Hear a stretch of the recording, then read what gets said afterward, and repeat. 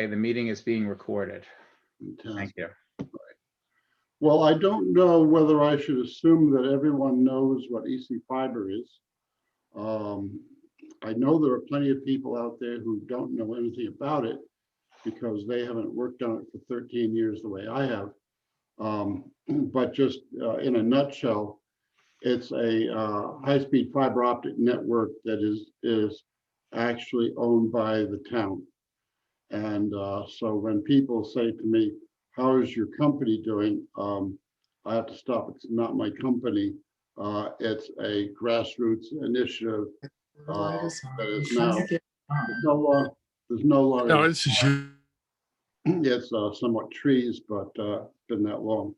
But we're making progress. Specific to Woodstock, if you read my report in the town report, I apologize for the fact that we didn't make the progress during 2020 that we expected to make.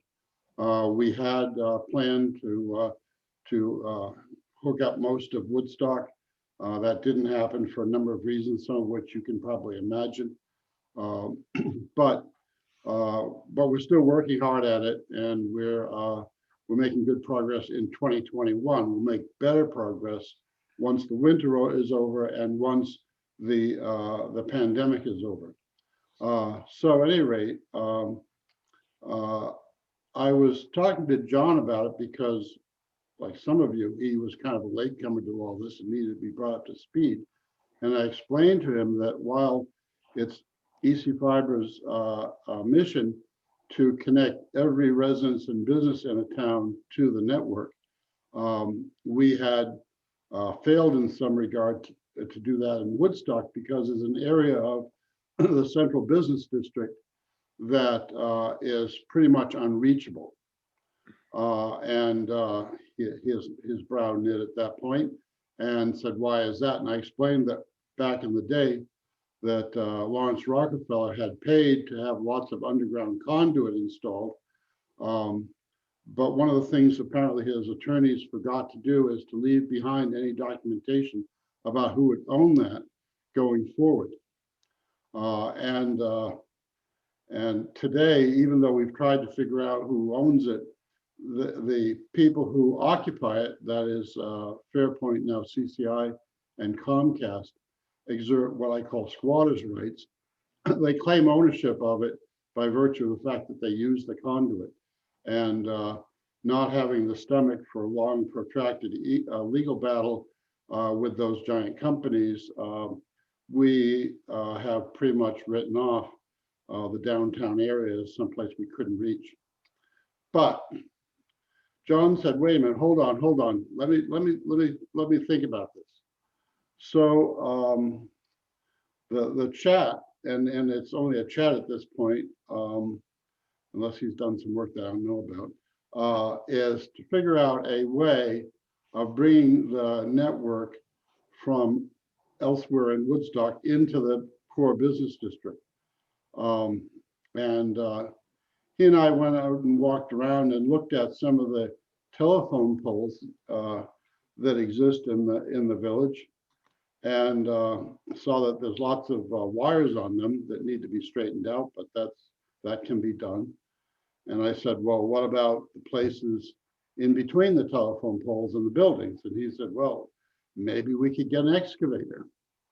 Well, we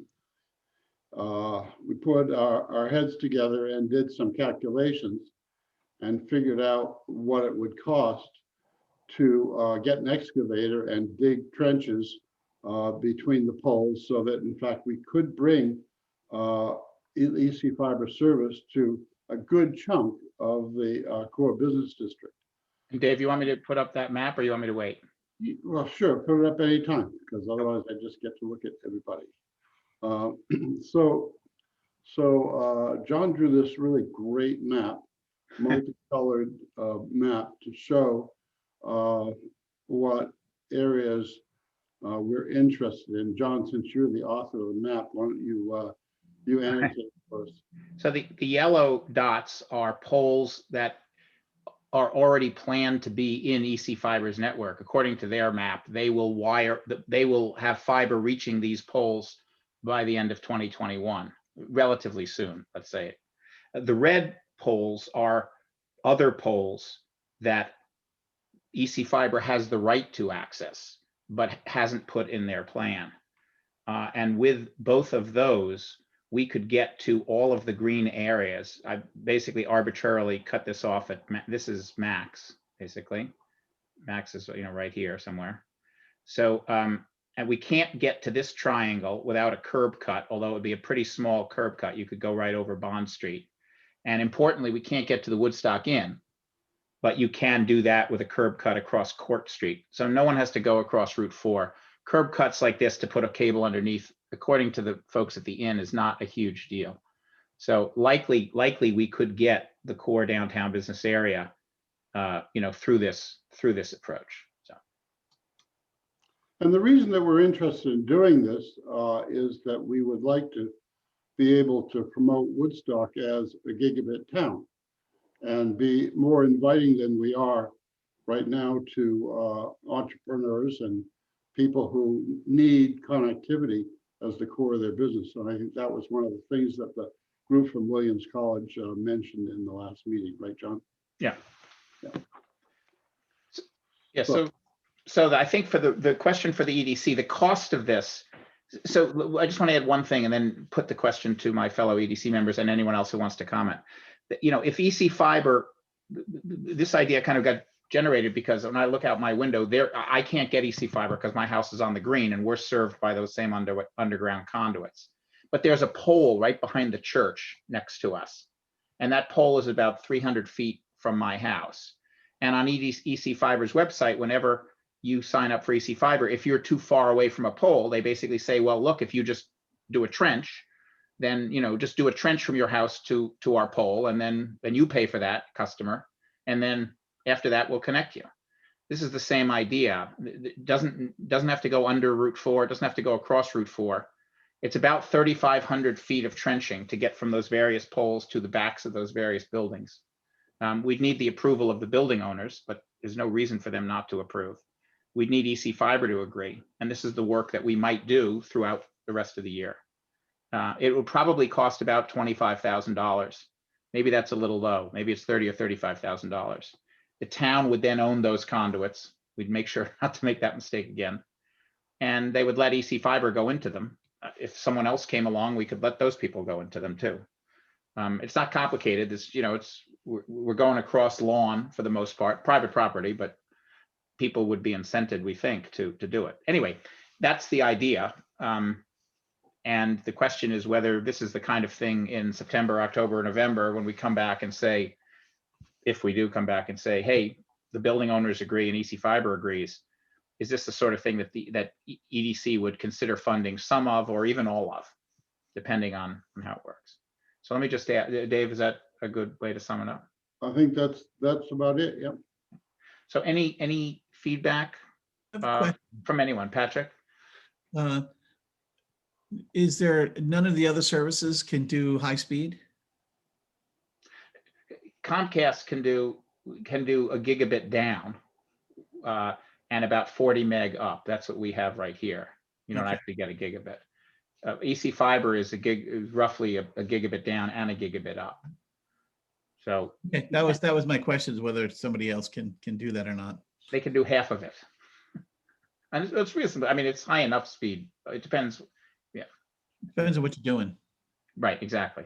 If you're doing TV broadcasting, it's right. It's not good. It's not enough. And Patrick, just to that point, a gigabit is the service that we're providing now, symmetrical, but we're also tracking the technology, which is going to give you a 10x leap for GPON networks, which is the type of network we're building. Cool. Any other reactions, Mike? So looking at the map, the map is focused obviously on the downtown business district. How does that impact the rest of the village in terms of residents, residential customers? Or is that going to be accessible to residential customers as well, or is this just confined to what we're seeing on that map? Well, the effort could, so first of all, if you go, and Dave can describe it better, but if you go a little bit beyond the confines of this rectangle, EC Fiber is trying to wire all that stuff up. So there's not much that they're not going to try to reach. There's no reason our initiative, if we felt it was important, our initiative could cover more than just, we're just arbitrarily defining it. So, I mean, we don't have to go out hugely, but we probably have to double or triple the area. I don't know, Dave, what's the area, you know, that the underground conduit serves. Like So we are could people, go down. yeah, I guess are the neighborhoods connecting down, like up on Mount Peg? Are those homes connecting down into the village? Is that how that works? Yes, those are all covered. And remember, the only reason that the downtown part of Woodstock got left out is because conduit was installed underground and no instructions were left who owns it. So any place that isn't served by the underground conduit should eventually have access to EC Fiber. Right. Okay, great.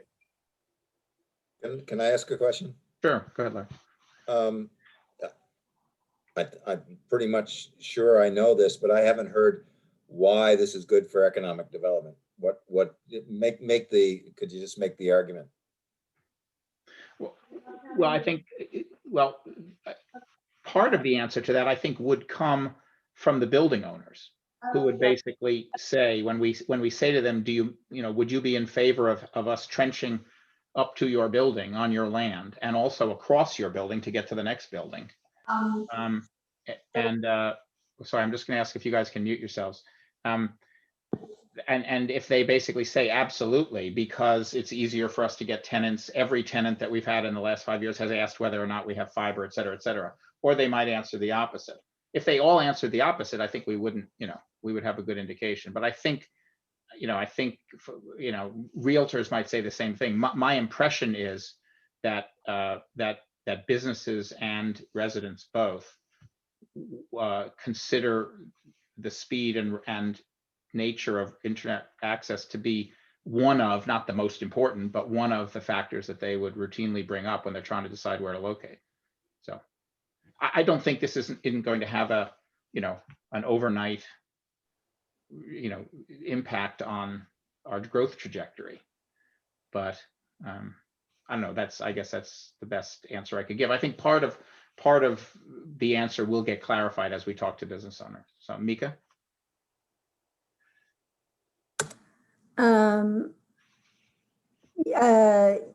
Just to circle or loop back to Michael's comment, I do think it's important for us to try and make sure that as many residential customers have it, as possible. If there's anything that we can do as part of this plan to ensure that that happens, I think that would be great.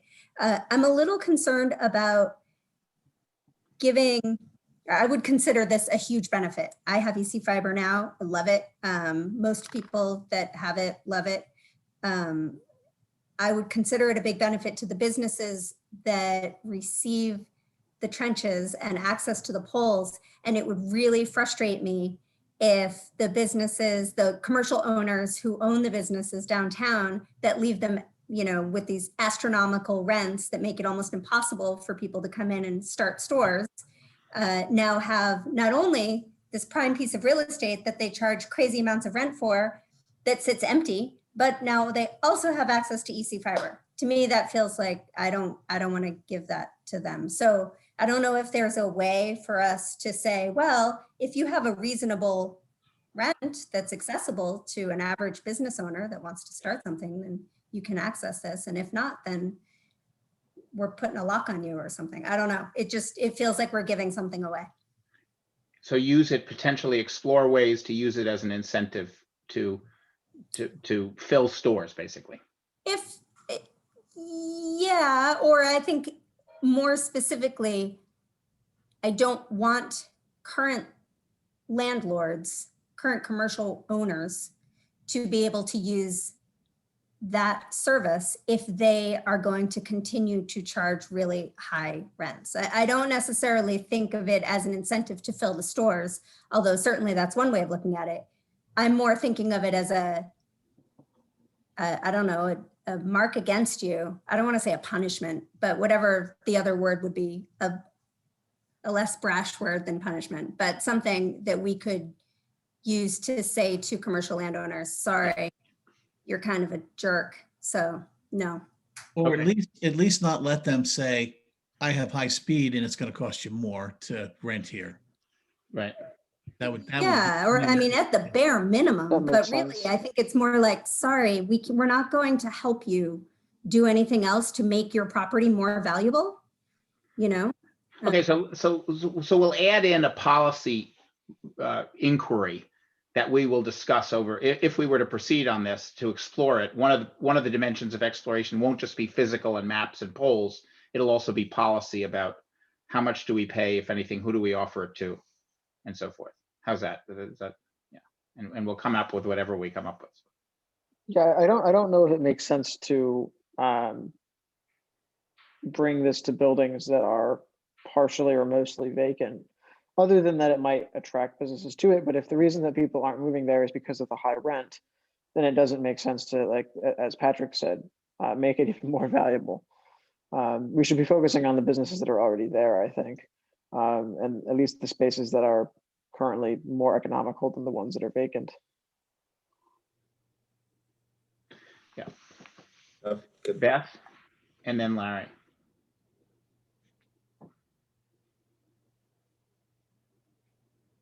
Beth is muted.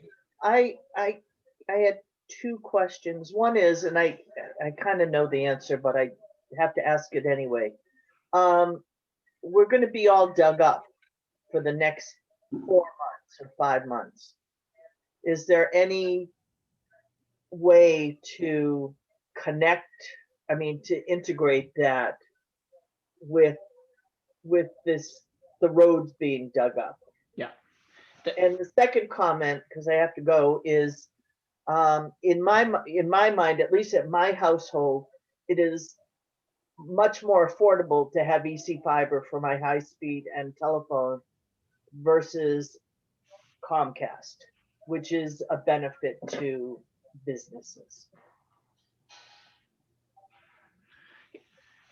Let me just respond briefly on the first one. This is an arbitrary decision that Dave and I made and can be easily reversed instantly. But the thought of trying to redo the legal issues that Dave described with Comcast and CCI, and then adding on top of that the State Department of Transportation and a very, very short time window and deadline, struck us as not something that we could. It would be a waste of time. There's no way, we didn't think we could do it. And since this way is not infeasible. So we do, it's a very good point. If we had thought of this a year ago, maybe we would have done it. If other people disagree, we could try to investigate it, but it's challenging. So I think Larry had his hand up, but then I see Jeff and Kareem. Yeah, I was wondering, a way to find out whether it's valuable for economic development to the existing businesses might be to ask them to help with the cost, which also might help with what Nico was bringing up. Yeah. Has that been explored at all? No, yeah, the entire exploration is this discussion that we're having in this little map. So absolutely, I think when I say policy decisions, I mean including who pays for it and who do we target and all that stuff. Yeah, definitely. Jeff and then Kareem. Let me unmute. Okay. So first of all, just to mention to Beth, what they're doing in the Route 4 project would not be of any benefit, even if we could use those conduits. They're not going down to that level. So it's kind of irrelevant to that particular point. And then I have a question for John, or maybe it's Dave, but there are a number of telephone poles in the Mechanic Street lot. I see one identified on that map. So if it reaches that one pole, can it then be strung to the buildings as opposed to having to trench? Sure. If there's a pole that's close and can get to the building within, say, 400 feet. Like that Oh, one yeah. there. Doable. Like, Yeah, there's more than one. Then Yeah, it could do that whole string of buildings Sure. without Like- having to do any trenching. like that yellow one behind your store, Jeffrey, This one right here. is, you could certainly hang a wire from there to that building. Right. Having heard about how difficult it was to reach this area for so long, and I did a walkabout and looked at all those poles, it's not so bad. And I think that's what John discovered independently of my idea.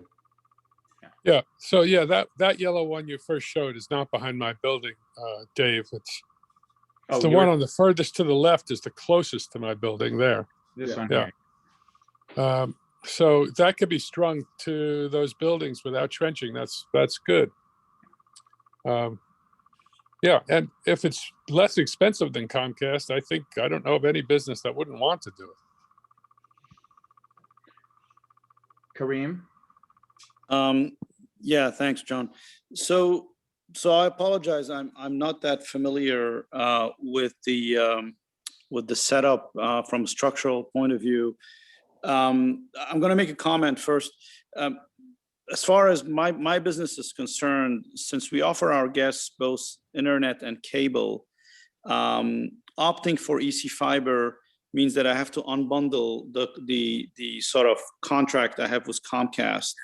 I'd be very willing to look at that and compare how much I pay today for the bundled offering versus only offering, cable and then internet through EC Fiber. But I suspect at the end of the day, that separate cost might end up being higher. So that's a consideration for me as a business that's offering both, right? The next thing that I had is, and I'm not quite clear, and I apologize because I haven't looked into that as much, but I made myself a note to actually do. Since it belongs, from what I just understood from David, to the town, does that mean that the fees paid to be able to access EC Fiber are revenues that go back to the town? Is that how it works? That's right. And I'll insert the word theoretically because we have to have our investors paid off first. And so, don't be looking for that anytime soon. But basically that's the way it works. Yes. Okay, so that scraps the question that I had, which is the 25K, if it's done through the EDC, you could look at what would be the ROI back to the town over time, but it looks like right now, it might not be even, on the table because I guess the investors need to be paid first. Yeah, I don't think that should be part of the calculus right now. I think more likely, and this is just a guess on my part, is it more likely that the monthly fees would be reduced. We've had lots of discussions as to how that money should be returned and what was the most beneficial way. And I think the majority of people feel it's by reducing subscriber fees.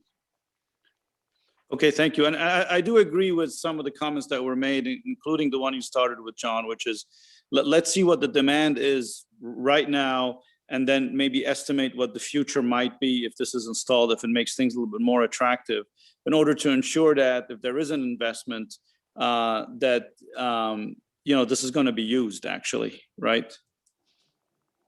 Right. We don't want to provide it. We don't want to just assume they will come. Yeah. Right, exactly. Thank you. Okay, Mika, last comment, if that's okay. Go ahead, Mika. No, that's fine. Just, I don't know if it's exactly related, but I've noticed the last few times I've looked for wireless Woodstock on the green, it's not available. Would something like this be able to provide another wireless Woodstock to just guests and visitors around town?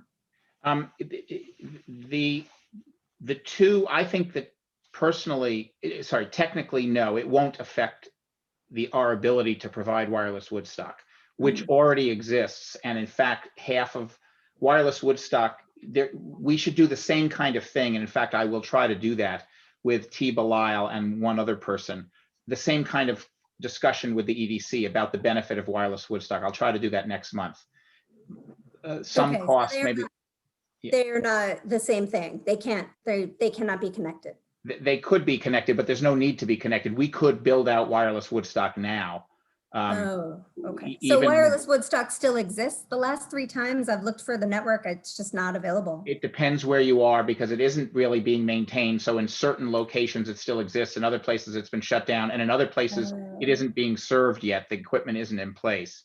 This would Gotcha, certainly okay. make it a lot easier in the core Central Street, Elm Street area. Okay. It probably, there might be some places where, no, actually, I apologize because Comcast is available in those places. No, it would not have anything to do with it.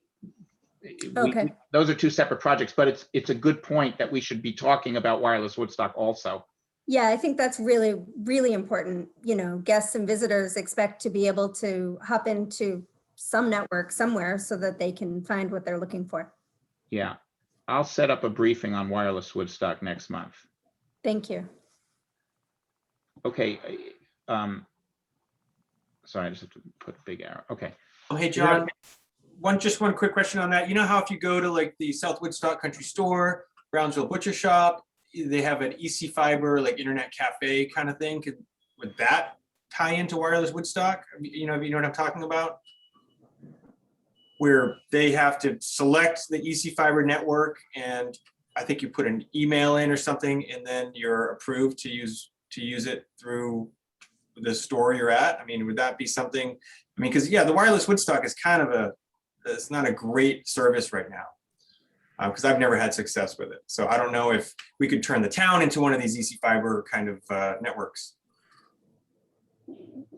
Why don't let's have the briefing on EC Fiber, and then let's leave that as a question to be answered over the next 6 months as we push this. I'm assuming it's okay based on the questions that no one wants to shut this down, but we're not sure whether it's worth it or not. So is it okay if we keep exploring this, including, Michael, the question that you just described? Is anyone opposed with that? I mean, does anyone think this is a waste of time, I guess? Okay, all right. So Michael, we'll look at the link to wireless Woodstock and cafes, basically. And we'll have more chance to input these issues and so forth. This is not going to happen overnight, I don't think. But I think Dave and I just wanted to I wanted to get an early sense from the EDC if this is the kind of thing that we would consider at least. And it sounds like we would consider it under certain circumstances. And John, just to be clear, I don't have a role to play until you bring a proposal that you want me to carry to EC Fiber. Right. Yeah. Okay. John, if we can, who owns wireless Woodstock, and could we just connect wireless Woodstock to an EC Fiber? Yeah, we could. Wireless Woodstock is really a charitable initiative. Basically, it builds off of existing people's Comcast or other service, but there is no other service that's fast enough as far as I know. And so they came to me, for example, because my house is on the green, and said, would you put a transmitter on your roof, for wireless Woodstock? And I said, well, maybe actually, but what is it going to look like? And how are you going to get it to my roof? Oh, we'll just, put a conduit through your dining room. I said, well, maybe that's not such a good idea. But anyway, they have one, and someone said yes. And then they put it on the library, and then they put it on the hardware store, and so it's, and so it can all work off of Comcast. It could work a little bit better off of EC Fiber, but the real issue isn't the provision of internet service. It's getting the transmitters and people to kind of donate their bandwidth. But I guess what I'm suggesting is, since you're going to poles, why not just put those repeaters right on the poles and forget about going into people's homes? Right. Dave, do you want to comment on how incredibly easy it is to put something on a pole? Not good, huh? It's for us, it's about an 18-month project. Okay. Because I have I have a mesh network here at the motel. I have fantastic internet for my guests, and literally at any one time I can have 100 to 150 people on my network or devices on my network at one time. Yeah. I know that sounds crazy with a 12-room motel, but everyone has 3 or 4 devices. Yeah. And so I guess that's what they're using as a mesh network for the Comcast, and you just need people to volunteer. Okay. Yeah, that's exactly what they're doing. They're building wireless Woodstock is a mesh network. It's just a geographically bigger one. Okay, all right, let's, if it's all right, let's move on. I know you guys are intent on proving my time forecast wrong, but I'm gonna fight back. All right, before we move on, I just want to introduce a bit of a graphic because I would like to use this throughout the year, and I showed this the last time.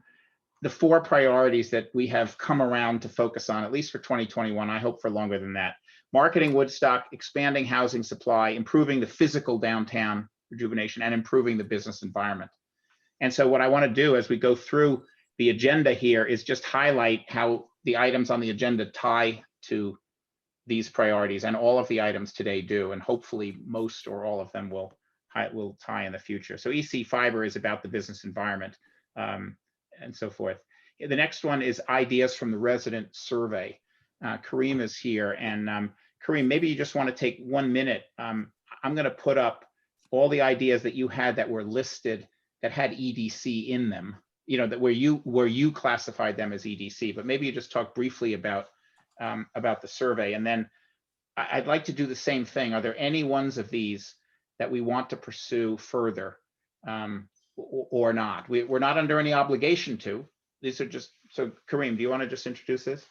Sure. Thank you, John. So I don't claim ownership to, for any of these ideas. What happened is I started kicking around, by myself, reaching out to a number of people, including John, and looking at, are there any ways to raise revenues for the town other than through taxpayer money, or looking at areas where there might be opportunities to reduce costs and things like that. So as that conversation continued, I suggested to the select board and the trustees, hey, how would you feel if I reached out via listserv to the general population and just asked them in a fairly simple survey, as simple as you can make it, for people to share, 3 ideas of revenue enhancement or 3 ideas of cost control. And some people kept it, very high level, and others gave detail, really depending on their level of knowledge or how crystallized the idea was in their head. So I collected that over a period of about three weeks. And then I tried as best as I could to kind of categorize those. Some of them I felt, were connected more, for example, to the emergency medical services. Others were connected more to the police, or were connected more to the government of the town, or, for example, were connected to sort of the school system and things like that. And some of them appear to me that they might fall within the basket of the EDC. So that's me looking at it, even though it was a little bit sort of reviewed by John.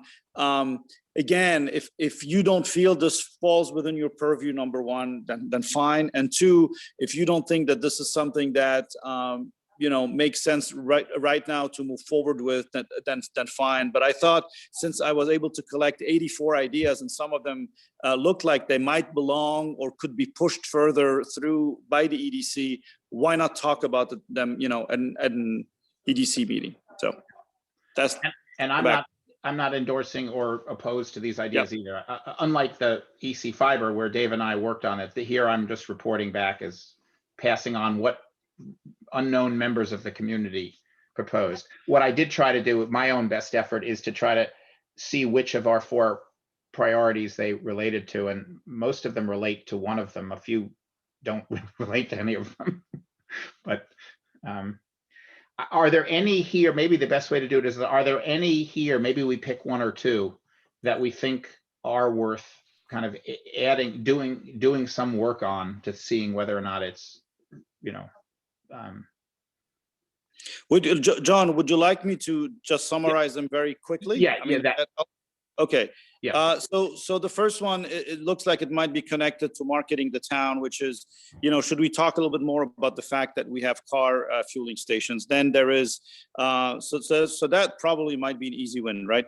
Then the other one has to do, there's been a lot of talk about, can we take more advantage of grants out there, and whether the town needs help to be able to write grants, and whether we need to have maybe a part-time person that would be focused on that just to help out Bill, given that, of course, he has nothing on his plate, right? So that was an idea that was actually raised there.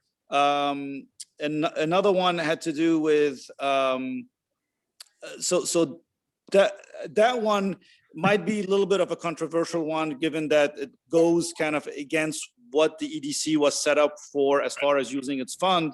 But the question was, if things keep getting bad from an infrastructure point of view, would that be an opportunity that in a normal year where the EDC would get about 300K, should a portion of that money try to go and help cover some of those costs? So so the next two ones are my ideas, which might be controversial for some people, is to see whether ads should be added on the parking kiosk or even on some of the town vehicles. This is a trend that's starting in some of the cities looking for alternative ways of raising revenues. The only reason why I thought about the EDC here is because the EDC is very much involved in the marketing committee. So that could be outsourced to the marketing committee to either look into it or kit it. The other one looked at crafting a food and beverage festival on the green with beverage and food trucks. So kind of like the event we have currently on Elm Street, but have something different that would be on the green. Okay. The next one, I apologize. It's been a while. I haven't read those. I edited this because it was much longer. It was basically basically to promote existing events more heavily that are historically successful, like some of the horse events in South Woodstock, or the bicycle races, or the Covered Bridges Marathon, that kind of thing. Okay. The next one, I'm not clear because it looks like it's saying, why don't we use some of the meals and rooms tax?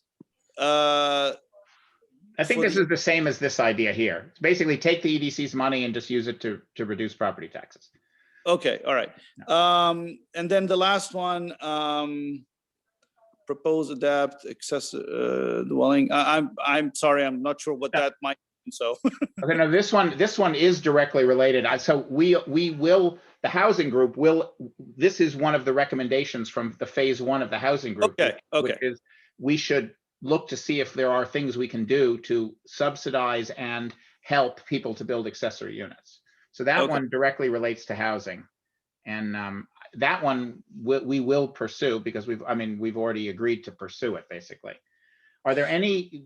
Maybe the way to ask the question is: are there any others here that people feel could have a significant impact? By the way, we could bring this up again in the future. We don't have to kill these ideas, but if John, since I've looked at those a bunch of times, the first one is just easily this one, the one with the kiosk and the vehicles, that could be sent over to the marketing committee. Hey guys, why don't you take a look at that? And does it make sense, right? Then the one that seems to me might have good bang for the buck is the grant writing one. But there where it gets a little bit complicated is grant writing doesn't necessarily always connect to the way you guys define economic growth, right? Because it could be grants for other things. So, but generally, does it contribute to the economic growth of the town? Maybe and maybe not. So that's my personal opinion. Patrick, since you're on the marketing group, would you just take those 3 ideas to that group? You guys have to, and Sally also is on the group. So you'll decide whether that's something you want to highlight, but promoting the fact that we have electric cars. And then this really isn't the marketing committee's task. This is marketing revenue. I think we'll kick this one over to Bill if he decides that he wants to do that. Well, I think you're going to run into that one with, what are the design review board, and whether or not people are going to want advertising in places that doesn't exist. So there's a deeper dive on that needs to be done. If I could chime in too, I think both of those, probably the parking kiosk and the vehicles, you're going to have to get the respective boards to buy into. Not to say they will or will not, but I think it's just in deference to them. You'll need to. No. In fact, my recommendation on those 2 ideas, with deference to Kareem, is to let someone other than the EDC work on that issue if they would like. And they Okay. have all those other boards have access to this list of 84 ideas. They do. That's So right. Yeah, we'll once it's say it's available, then we can, the marketing committee and the EDC could participate in. Right, but I think I'm- at least at a minimum, this one, Patrick, it's just, one communication point. You can decide whether it's something that's going to get highlighted or not. Yeah, my only concern with that one is that we really only have one spot for it right now. It'd be nice if there was a couple of those that would be a little better from a marketing standpoint. Right. Be better if we had like 2 or 3 spaces where that existed. Well, the town might want to consider that, because I know there's always, grants out there in order to make that happen. And Yeah, that could be an EDC thing. yeah, so that would be an EDC thing. The other one that looks like it might be of interest for the EDC to help out a little bit, at least to try it one year, is the food and beverage festival that would be on the green. That might be a one-shot thing just to see if that actually works. And then the other one, as I said earlier, that might have a pretty good ROI, but I'm not sure to what extent it overlaps, the mandate of the EDC. And I would, also ask Bill maybe to comment and see whether he might be interested in talking to the EDC about it, which is looking at covering, partially the cost of a grant writer, right? I think that one's interesting. The truck one, they did an event, Kareem, you weren't here then, that was phenomenal. All the trucks ran out of food by like in a couple of hours. Wow. I think something like that could be very interesting if it becomes like a regular once a month type of thing around the green. Could be very interesting. Put it in spots where there's a gap in an event. So from a marketing standpoint, I can market that all day. So the EDC has never done events, right? We've funded events. Mika? Yeah, and I would strongly encourage that we do not get into the business of doing events. I don't think that's our job, and that takes a lot of work. But I think that if the Chamber of Commerce or Anna Di Natale is the one that put together that last food truck event, the one that did so well a few years ago, if somebody else wanted to put it on, I think it's a great use of funds for sure. Yeah. But I don't think the EDC wants to go into the business of. Yeah, no, I don't think that whoever wrote that, had specifically in mind, whether the EDC would do it or not. I was more thinking about the funding side of it, and then we would need to find a partner. The EDC would need to find a partner. But I'm sorry, I keep coming to the grant writing one. What's the gut reaction of the EDC members to this, as well as Bill's? What do you guys think? I think it's a good idea if it fits within the town criteria. I think it would make total sense. I do worry a little about, because it's unknown to what extent it would fit with the EDC's priorities. I'm sure a few things would, but the question is, would it be 10% or 60% of the grants that fit with the EDC's criteria? And I don't know. So it could be worth exploring. Mika, did you want to say something? Or? I feel similarly. I think it's a great idea and it's a great use of time. Grants are fantastic, but I don't know how many of them out there are really aiming toward our 4 core priorities. But that might be a knowable thing. I don't know. Devin, and then Bill, if you have a comment, it would be good to hear your experience from other places, perhaps. Devin? I guess one angle I'm thinking about is whether it would make sense if we were to do that, if it made sense to hire a position for it or to contract with some sort of strategy company that might have experience doing it. That way it's not like we have, even if it's a part-time position, it's not like there's a person that we're necessarily getting attached to. It's more just a contract that we can cancel if it doesn't work for us. That sort of thing. I don't know if there are grant writing companies, but I imagine there's some sort of consultants that do it. Bill, do you have any advice for us? Yeah, I agree. Devin's point is well taken, because there are a lot of folks out there, and I think I've heard that there's some people right here in Woodstock that have grant writing experience. So it's something that easily contracted out, and then we're not, bringing another person onto our staff that could cost more benefits, even if it's part-time. So that might be a way. I like that idea. So, But if I may, suggest the next step on that one, Bill, is as needs for grant come up, if there is a grant that you feel would have a positive impact on the economic growth of the town, then you could maybe reach out on an ad hoc basis to the EDC and say, hey, we need somebody to write this. It's going to take them 25 hours. It's going to cost that much. Would the EDC be willing to fund all or a portion of that cost, because I see a direct correlation with the economic growth or something? So it would be more on an ad hoc basis if the EDC is willing to consider sort of ad hoc requests like that from the town. Mika and then Bill Corson. I think my only concern with that, and I don't want to sound like a naysayer, but in my experience with grants and grant writing and working with a lot of people that do that for a living, they work so far ahead. They plan out, they know that the deadline for the grant is X date, they build it in their calendar X number of months ahead of time. And so I worry about trying to go to somebody, kind of ad hoc like that. Might be difficult. Plus, I feel like one of the great benefits of hiring somebody would be to have them do the research and find out, what's out there. So maybe it's a version of just instead of ad hoc, maybe it's a version of a contract that lasts for, I don't know, 3 months even. What do you find in 3 months? What does it look like? How much does it cost? And how much of that is related to something that tackles one of our 4 main buckets? I don't know, just some ideas. Yeah, Bill Corson. Yeah, Amika is right on the target there. Worked with some grant writers where I'm from in New Jersey, and their job is to research and find the grants that are available, put them in a calendar, apply for them as they come up. And I've always thought that the town needs a grant writer for the whole town.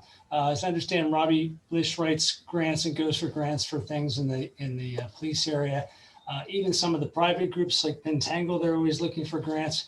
It seems to me if we had one person or one service that would take care of the whole town and be on the lookout on a professional level to do that, not ad hoc, but on a regular basis, that could benefit the whole town. And again, these people, from my understanding, the one I worked with can actually work on a commission basis. So you're not paying them a huge salary all the time, and they could actually, get rewarded by the grants that they achieve. So, and it's food for thought, but I think the whole town would benefit from having somebody look at grants at a big picture. All right, let me sort of draw this discussion to a bit of a close, but on the grant, so there's a couple of things. The food truck event, it's too bad that Beth had to go off to another meeting, because this would be something that the chamber, I think, would naturally pick up on. The charging stations, I just made a note, should the EDC be seeking with the town to attract more charging stations, and sort of like is there a grant somewhere, whether for doing the things like that? And then this whole grant writing discussion, if anybody is interested in trying to answer the question of what's out there, just to get a rough sense of whether it's 10% EDC related or 60% EDC related, another group in town that I'm part of, the Town Hall Rejuvenation Project, is subscribing for a short period of time to a foundation, to a grant database, which has 200,000 grants in it. And you can search on any dimension. We're searching for historic building renovation and downtown facade renovation and arts programs renovation, because Pentangle is there. But there probably is a way to search for economic development and even electric vehicles and whatever search terms we think would be relevant. So if anyone is interested in pursuing that, we can make that at no cost available. We can just share we actually can't share the login, but we John, can. That's pretty good. That's good information. That's actually kind of common knowledge. It's finding an expert to know how to look for that stuff and paying them to actually do all the research and find them, and then go through the process of actually getting the grant written. Okay, all right. So what I'm saying then is not really going to be useful unless it's someone who really knows what they're doing. Yeah, I think you need to find that person or persons that could serve the town as a whole. Okay, all right. Well, Bill, I think if it's for the town as a whole, that's sort of in your bailiwick, and if you want we won't forget this. And if you want to talk about it further, or if we decide we want to pursue it as other issues come up, then we'll talk to each other. Absolutely. Yeah. I think it's something to keep on the radar. I Yeah. mean, obviously. So. Okay. Next we have, we just have old business now, updates on from the marketing group, the business environment group, and the housing group. And the business environment group has some subgroups. Let's just keep these really, really quick. So I'll just start with the marketing group, and Patrick and Sally are the current members. Patrick, you want to go first and then Sally? Sure, sure. Basically, we're deep in the throes of replacing our coordinator, and we hope to have that done by the middle of March, the latest the end of March. So that's kind of where we are right now. We're trying to find that person. Okay. Sally, anything to add? Okay. All right. That certainly met the brief criteria. Thank you, Patrick. Okay, the business environment group, and here I've sort of said that business environment is focused on two of our priorities, downtown physical rejuvenation and the broader business environment. And just as a reminder, there are 4 subgroups here. The first one is downtown physical rejuvenation. This group has not yet met. Stuart Matthews, Elizabeth has stepped aside as she's still part of the group, but Stuart Matthews, who's is going to lead this group, and they're meeting for the first time next week. And they're going to look at issues like opportunities for physical improvement over. They're basically going to look at not just the facades, but also empty space that might be developable on the second floors of some of the buildings. How to attract people to develop housing or commercial opportunities, whatever it would be. One of the specific projects we have on physical rejuvenation is Teagle's Landing. And I want to give you all a quick update on that. Joe could not make it tonight, but he briefed me. And on his behalf, of course, I don't have my notes here. So by memory, things are moving quickly. There's a chance that we can actually do the work by the end of May. We have a contractor. The contractor we went through a bidding process. We didn't really get any outside firms to bid. We did find a local person, Cy Benoit, who was very highly recommended by a number of people on the call several months ago. He's about to submit his final bid for the cost of the project, which is scoped as it was originally scoped out by Jack Rossi, basically replacing the steps, the handrails, and doing landscaping, putting out a picnic table and a couple picnic tables and a trash can. And it's going to fall within our budget. We are going to be sticklers for complying with the law. We are working with Neil Leitner in the planning office and hope that he will guide us through any environmental regulations and any state approvals, whether that's environmental or development or transportation related, that need to take place. We've applied and reached out to the state in all of those cases for all of those things, and we're waiting to hear back. We have meetings with the design review board in 2 weeks and the development review board in 3 weeks.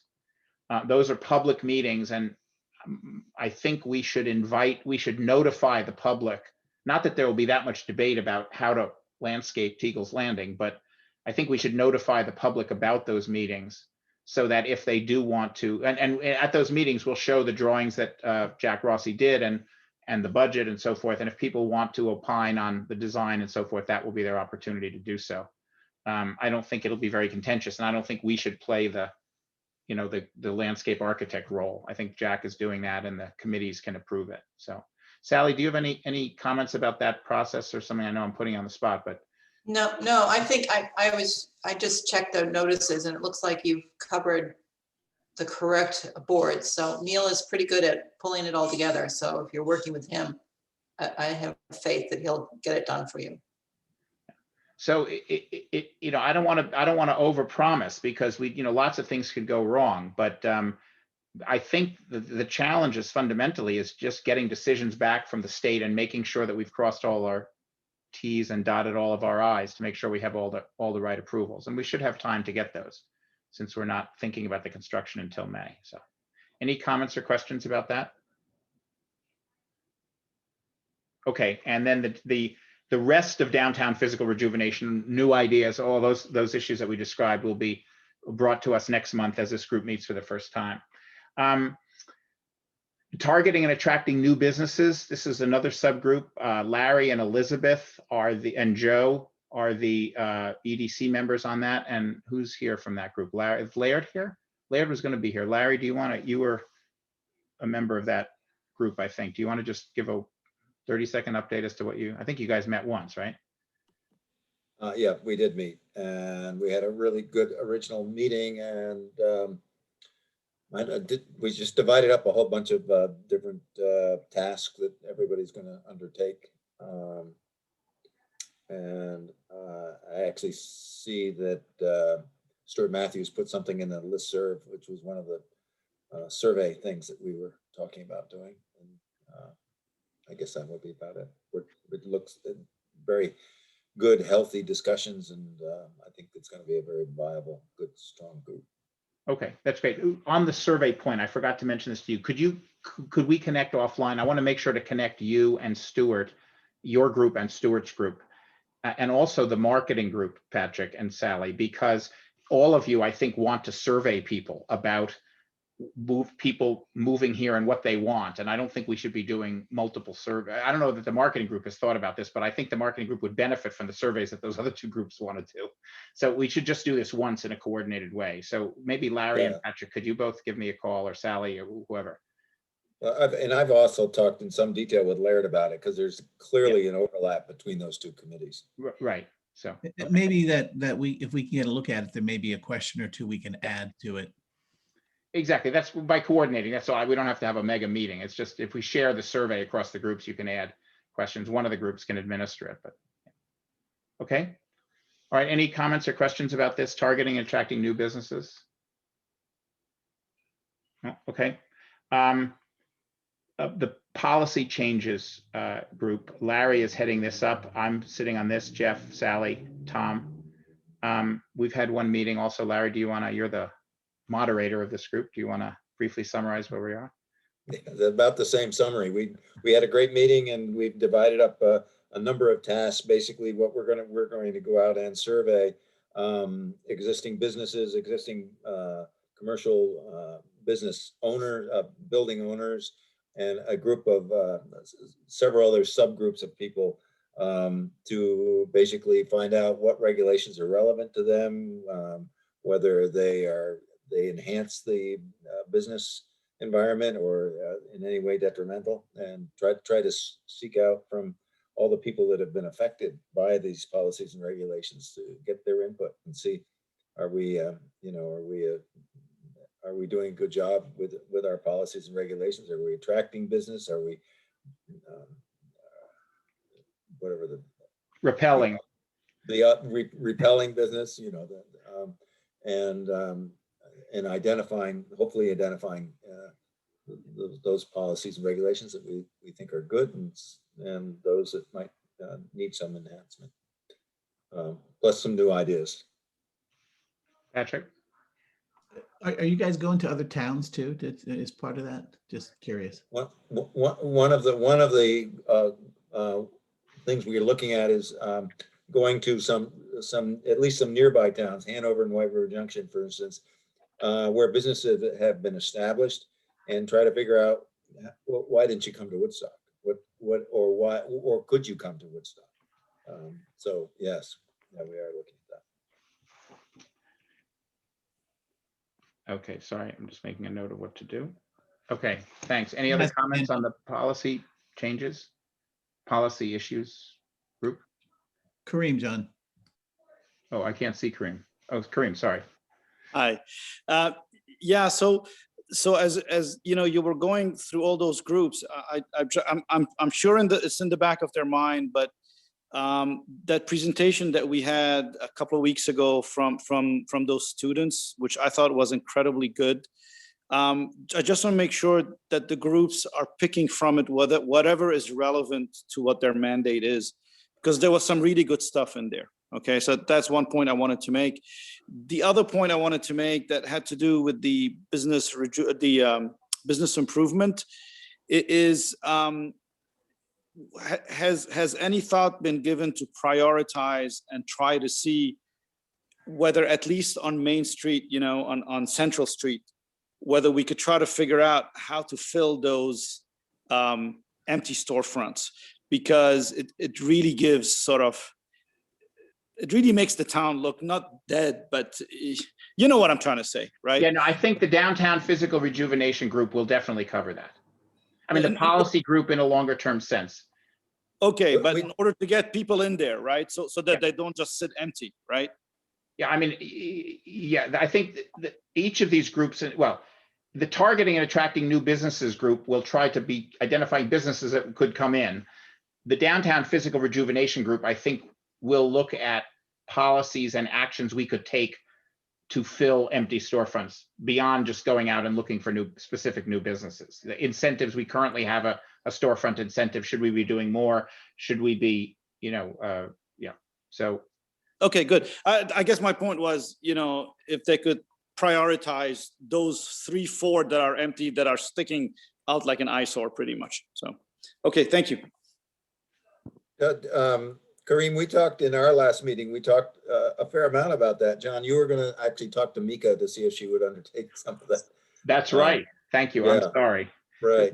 But we were talking about also talking to the Historical Society, maybe funding some very large, beautiful photographs of historic Woodstock to put in some of these windows, even if you don't have a business going on there. Try to get pop-up businesses going there, and maybe keeping a list of what's available. We talked a fair amount about that. We've done historical photos in the windows before, and we might be able to do them again. They weren't super well executed for just some other kind of logistical reasons that I could go into offline. The landlord, the problem really is the landlords. This has been a conversation that's been on deck for, I don't know, I think I've been on the EDC for a while now. And I honestly don't have any idea how long I have been, but I can tell you that for as long as I've been here, we've been talking about this, and I'm sure long before I got here, and Joe, and some of the people who have been on the commission for a very, very, very long time. It's been a conversation from the beginning, I think, and the landlords just don't want to charge less. They charge really high rents, and they're just not interested in going down. And it makes it difficult for an average entrepreneur to go in and start a business. So I think that, unfortunately, I think the problem is a little bit larger than or it's a big problem, I guess. Kareem, your comment is noted, and we'll do it. Devin? I just have a question about those empty storefronts. Is that a tax deduction if they have lost retail space? I'm pretty sure the same problem happened in San Francisco, and it actually was not a tax deduction. And the San Francisco sort of taxing empty storefronts as an additional tax on top of it. If they had, I think it was vacant for 180 days, they got taxed for it. But it was kind of a common misconception that the problem in San Francisco was actually that it was just like a really long permitting process for businesses that wanted to move in, but it was a misconception that they were just using it as a tax deduction. I wasn't sure if that's the case in Vermont or what the issue is. I've heard that that's the case. I don't know how accurate it is. It's just kind of I don't know. I've just heard it around the corner anecdotally, but we have talked about a vacancy tax. I don't know what happened with that. We talked about that, I think, before I went on my leave. I don't know where we're at with that idea. I'll make sure that the downtown the policy group, the policy group is the one that should be thinking about the vacancy tax. Mm-hmm. I will say that there's no business that I know of that is better off with its costs and tax deductions and no revenue than they are with that same set of tax deductions and revenue. So just to be clear, there's always an incentive to have revenue no matter what the tax structure is. And so, however, in certain times of a real estate investment, it's possible to make money off of the tax deduction without you'd make more money if you rented it, but you won't lose money for a period of time. Eventually you will, because that advantage runs out. So So vacancy tax could kind of tip the scales Well, a vacancy towards them tax is something, filling in. yeah, and Larry, I don't think we did discuss that in the policy group meeting, so yeah, I think we should add that. And Mika, I know you're busy and you don't have to respond now, but on that particular issue, in the storefront, empty storefront issue, because you've been vocal about that for a long time, the group, I raised my hand and said, oh, Mika's interested in this, maybe she would help out on that piece of it. So Larry is the head of the group. If you would like to, if you feel moved to call him and say you'd like to work on that piece, feel free to do so. But the policy group should be the one that houses this question of a vacancy. Larry, I'll connect with you offline. Okay. Thank you for reminding me about that, Larry. All right, I'm going to keep, any other comments and keep moving on. I'm determined to end before 7:30, but we may be pushing it. The last is leveraging external funding. So Joe and Beth are working on this. They're looking primarily at downtown, or exclusively at this point at downtown designation. They have not resolved the issue yet. They're doing research. They've talked to people at the state. We had a presentation from the downtown designation czar in the state government. The early questions, this is maybe the third time, I think, as I understand it, that Woodstock has looked at this.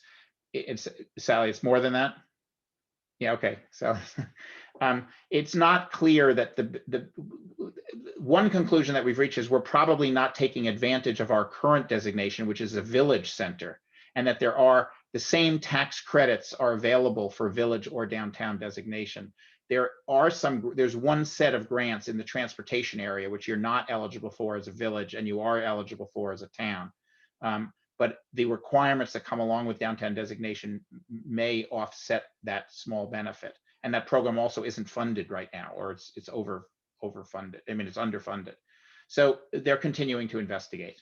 I don't think there's really, there's no decision to be made or no conclusion yet, but it's not looking like an obvious great opportunity to date. So any other comments or thoughts about that? Sally, did you want to add anything, or? I know you've been involved in that. Okay. Okay. And then the housing working group, this update is very brief because there is no housing working group. Just as a reminder, the first group just came up with a set of recommendations, which were good. The first one of which was to look at accessory units. And there's some really tangible things that we can do. But then the group said, well, we were just coming up with the ideas and filtering the ideas. Now we want another group to push it forward. So Devin, it's correct that you've agreed to do this. Devin has some experience. I'm on board. Okay, and I'd like to do it as well. So, and so if there's anyone who would like to join this group to start to develop recommendations so that, like the other groups, by the end of this year at the latest, we can put forward, a significant proposal that we think this is what we should do in 2022, and this is what the funding would be needed. And this is a big deal, not a small deal. It's not a $5,000 or $10,000 program. I think we should be putting forward some major, assuming we can find things that we agree on. So if anyone would like to work on this, or if you have any recommendations for who you think should be involved in it, Devin has some housing experience. I don't. Could you please contact either me or Devin, and we'll reach out to them. Devin? Jill Davies expressed interest in getting involved. Oh, excellent. So yeah, I talked with her yesterday, and she said that she was looking for stuff to do and is down to join the group. Okay, and she's obviously working in this area already with the community trust. If there are other recommendations, you don't have to do it now, but if you would just send me or Devin an email, because I'd really like, before the next meeting, I'd like to constitute this group. Housing, I think, is no more important perhaps than the other areas, but it's certainly no less important. It really has a direct lever on economic development. So I really want to get this going. And we're given a good start. The phase one housing group went through the housing report in all of its glory and basically came down to 4 or 5 ideas that they thought were most relevant for Woodstock and actionable. So we have something really nice to start with. So, okay, I think that's it. Any comments about the housing or on anything else we've discussed? No. Okay. So it's 7:18, earlier than scheduled. For the first time, I have correctly predicted that we will end early. Okay, thanks, everybody. Thank you. Thanks, John. Take care. Yeah. Do you need a motion? Oh, yes, we do. Thank you. Sorry, could I have a motion to adjourn? Make a motion to adjourn. Michael is seconding. All right, sorry, all in favor? Aye. Any opposed? Okay, thank you. We are adjourned at 7:19.